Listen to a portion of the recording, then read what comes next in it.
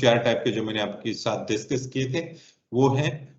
और ये पहले वाला जो फेलियर था जिसका हमने दिखाया था फैक्टर ऑफ सेफ्टी MR/MO, फिर हमने कोड के प्रोविजंस देखे थे, और उसके बाद हमने देखा था कि स्लाइडिंग रेजिस्टेंस कैसा है, दो का कॉम्बिनेशन है, और इसमें इंटरनल फैक्टर ऑफ सेफ्टी होते हैं, और वो दोनों हम कोहेजन को भी लेते हैं और फ्रिक्शन को भी लेते हैं, वो दोनों कंसीडर करते हैं, और ये वैल्यूज फैक्टर ऑफ सेफ्टी की निकालते हैं इससे।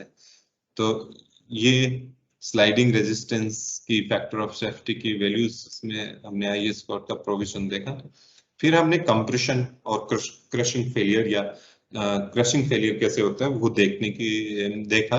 तो उसमें हमने ये निकाला कि जो बेस होता है ये इंपॉर्टेंट है, इसके आप ध्यान में रखना, क्योंकि ये इसका जो फोर्सेस है वो एक्ट कर रहे हैं, तो ये रिजल्टेंट कहीं पे भी एक्ट कर रहा है तो हम इसको इससे सेंट्रिसिटी कहते हैं। न्यूट्रल एक्सिस मतलब b/2 दोनों साइड से, तो दिस इज न्यूट्रल एक्सिस यहाँ पे।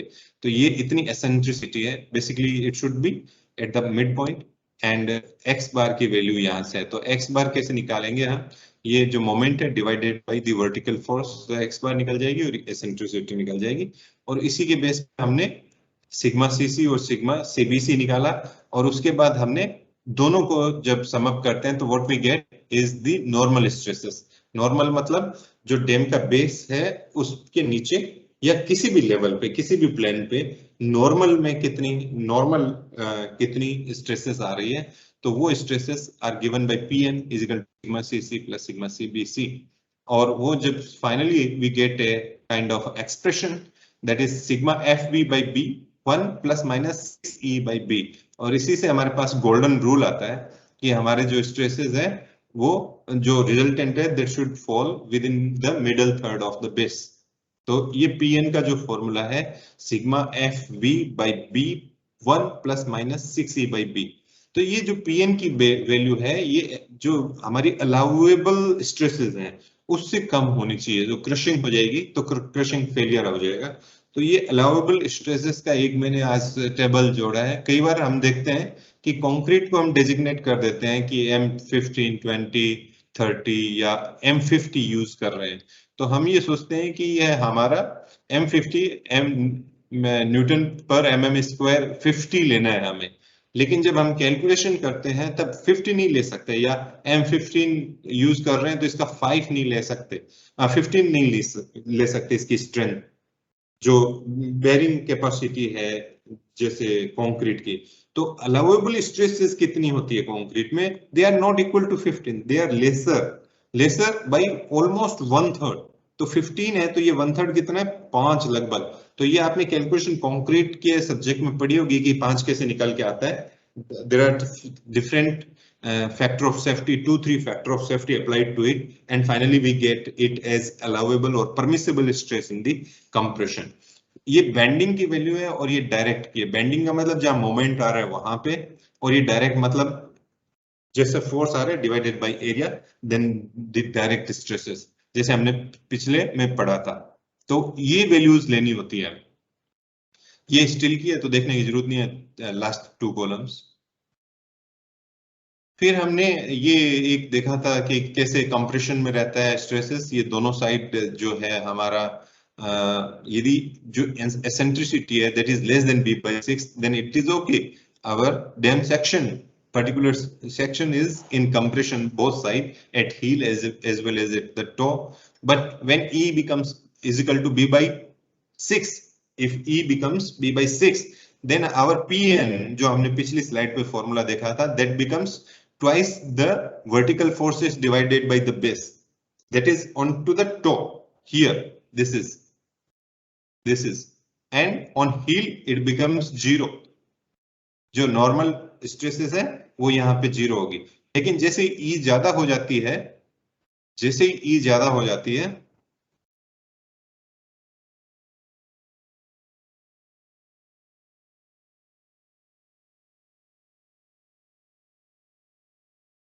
इज मोर देन B/6, तो क्या होगा कि यहाँ पे ये नेगेटिव वैल्यू भी जो हमने पीछे 1 प्लस माइनस 6E/B पढ़ा था ना, तो वो ज्यादा हो जाता है। तो नेगेटिव वैल्यू यहाँ जनरेट हो जाती है हील पे, और ये टेंसाइल फोर्स जनरेट करती है, टेंसाइल स्ट्रेसेस जनरेट करती है. So that is not a favourable condition. और ये हमने देखा था अपलिफ्ट में फेलियर में कि कैसे अपलिफ्ट फेलियर हो जाता है टेंसाइल क्रैक के हिसाब से. Today we are starting with the two new stresses in dam section. They are principal and shear stresses. आपने काफी स्ट्रक्चरल एनालिसिस और कंक्रीट में पढ़ा होगा कि स्ट्रक्चर्स में ये कैसे सेट होती है. प्रिंसिपल स्ट्रेसेस जो डायरेक्ट स्ट्रेसेस है, बेंडिंग स्ट्रेसेस है, उनके अलावा प्रिंसिपल स्ट्रेसेस भी होती है और shear स्ट्रेसेस भी होती है. तो उसका कितना अमाउंट है और वो कैसे इसको गवर्न करता है डैम डिजाइन को, तो that we are going to study today. So this is just a control piece और you can say elementary section of the dam. तो ये आप एलिमेंट्री सेक्शन मान सकते हो कि जहां पे ये यहाँ पे हील, ये टो है मान लेते हैं हम, ये टो है, कुछ भी मान सकते हो आप, क्योंकि यदि यहाँ पे रिजर्वोयर है तो ये क्या होगा, हील होगा, और यहाँ पे यदि डाउनस्ट्रीम साइड है तो ये टो होगा. तो 8% हम मान लेते हैं, क्योंकि हमने पिछली साइड में, इस साइड में टूवर्ड्स राइट हमने माना था कि ये टो है, तो टो मान लेते हैं. तो ये क्या हुआ, जो डाउनस्ट्रीम में टेल वाटर है वो इसके ऊपर जो फोर्स डाल रहा है, P is the force and ds is the area on which it is this force or the stresses are being exerted. तो ये हमने ये मान लिया. और ये जो सेक्शन है उसके 90 डिग्री पे हमने एक दूसरा प्लेन देखा है, ये वाला. तो जब हम इसको प्रिंसिपल प्लेन कंसीडर करते हैं, प्रिंसिपल प्लेन का मतलब all the stresses, all the forces acting normally are normal to this plane. तो ये जब पानी यहाँ पे, तो पानी नॉर्मल ही एक्सर्ट करता है प्रेशर. तो this can be considered as principal plane, and the secondary principal plane is always at 90 degree. तो ये हम कंसिडर करते हैं कि this is a secondary principal plane. तो ये जहां बेस को कट करता है, तो ये this is base where the normal stresses are acting, and these are Pn, and this length is dy, so P and dy is the force acting on it. And this toe is what? The shear stress. Apart from this, the water force, the principal stress in the body of the dam, and this is the normal stresses in the dam. The shear stresses exist onto the horizontal plane joint, and they can be considered this way or that way depending upon the consideration whether this is toe or the heel. We are considering at present this is toe, and direction of this toe, these shear stress is taken acting towards that, against these principal stresses, since this is tail water.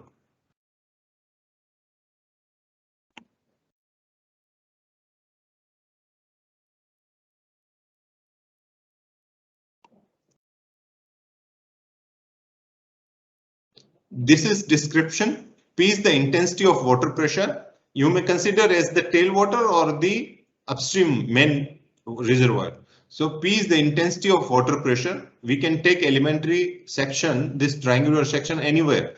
And this is part of the dam section. This is part of dam body. This is not dam. This is just miniature part, very miniature elementary part. And this is ds, very small length. And accordingly, this dr is very small, and these are normal to it. This is normal to it, and this face is making an angle of phi with the vertical. This face of the dam is making an angle of phi with the vertical. So if this is phi, this is also phi. This is also phi. Since this is 90, so we can calculate this comes out as again the same. Then sigma 1 is the principal stress. This sigma 1 is the principal stress. This is the intensity of water P. Then tau is the shear stress Pn, which we have already studied. The normal stresses here. This is normal stresses, and these are the forces mentioned.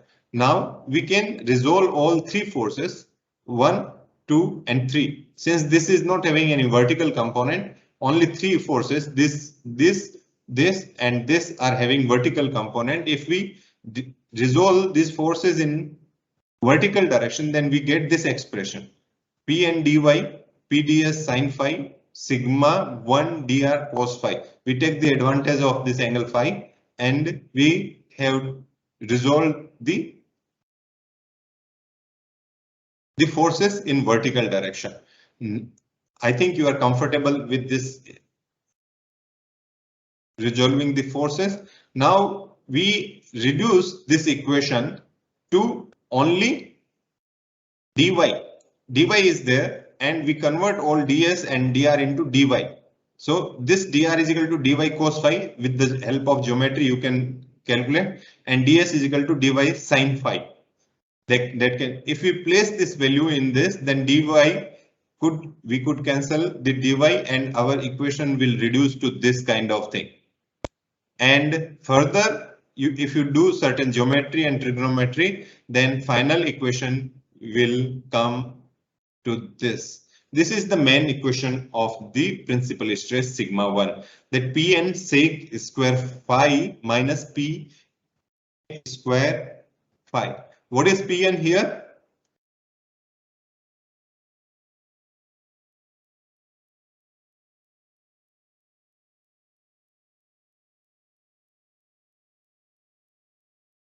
What is Pn here?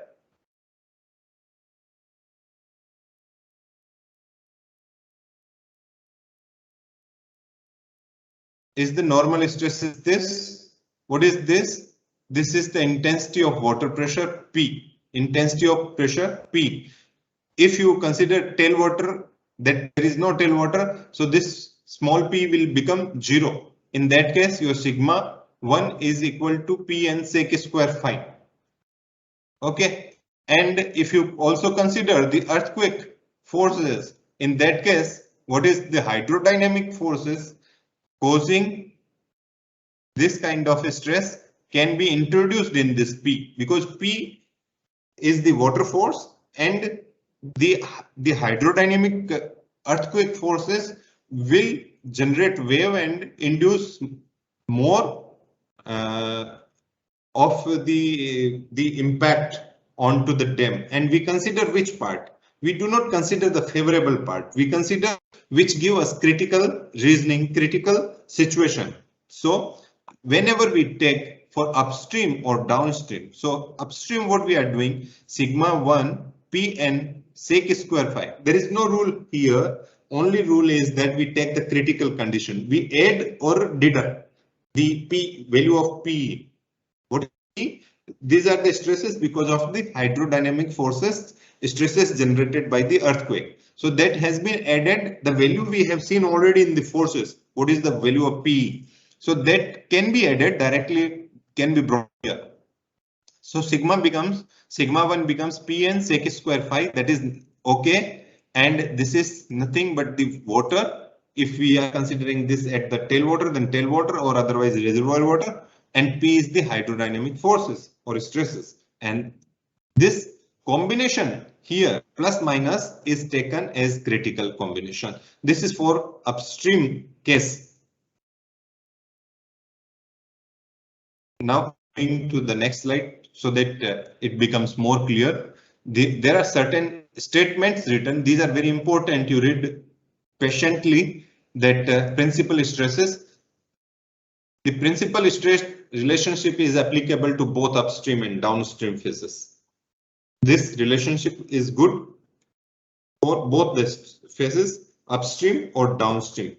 Whether you start from upstream or you start from the downstream, you could calculate on every principal plane the stresses using this equation, that is sigma 1 is equal to Pn sec square phi. Phi is the angle which the phase makes with the vertical. It should be noted, however, that the upstream phase, important is this, the upstream phase sigma 1 will always be less than P. Why? On upstream phase P, the water force is measured, not the principal. The water force is reducing when as we traveling towards the downstream. So your principal stress is sigma 1 would be lesser. Hence, sigma 1 is the minor principal stress. Sigma 1 is the minor and P is the major. P on upstream is major. Similarly, on downstream, this is the major is always greater because on the downstream side, P is going to be least as compared to the body stresses on principal planes. So we are going to consider sigma 1 as the major principal and P as the minor principal stress at the downstream side. If P is the intensity of hydrodynamic pressure of the tailwater due to an earthquake, the principal stress at the downstream, then this could be an equation of the downstream side, and that one was for the upstream side. Here we have taken this minus, and this has been taken plus to reach up to the critical position. That is the intention. So that sign of deducting here, we are deducting the value of the stresses from the water forces, and here we are adding to the water. You need to think about it, digest it, y plus, y minus, to arrive at the critical condition. So just think about these two equations for upstream and downstream. This is for downstream for the sigma 1 principal stresses. Now we are coming to the second type of stresses in the dam. These are the shear stresses. Shear stress is toe. This is toe.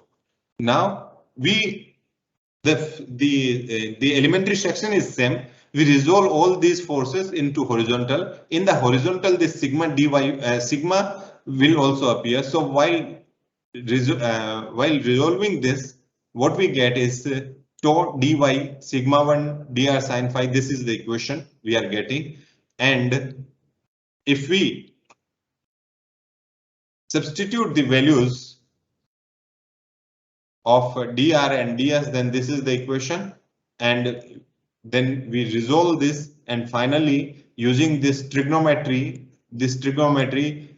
tan square is equal to sec square phi is equal to 1 plus tan square phi. If you place the values, then finally the simple equation you get for the shear stress is this from this triangular section. So you could just remember this equation, that in the dam section at any horizontal plane, and the stresses, shear stresses, are Pn minus P tan phi, where Pn is the normal stresses, P is the water stresses at the tail or onto the front, and phi is the angle. So you could calculate the shear stresses anywhere at any plane, horizontal plane. But there are something important to be noted. The above equation is applicable for downstream only. This has been taken because this direction is here. This on upstream, it would be reverse of that. For upstream side, the magnitude of tau will be the same, but the direction will be reversed. Are you getting this? So very simple. On to the upstream, if we go, then direction would change only. If tailwater is neglected, if you do this P is 0, this P is 0, then this equation reduced tau is equal to P and tan phi, that is there. And if you use the hydrodynamic earthquake forces, then that should be added or deducted from the water forces. This P, this water forces or water stresses. So that here we are deducting it and here we are adding it, and therefore first is for the downstream and the second is for the upstream. This is also to have the critical condition, to have the value as for critical condition. Subtraction or addition at upstream or at the downstream. So this is the shear stress value, that tau is Pn minus P tan phi.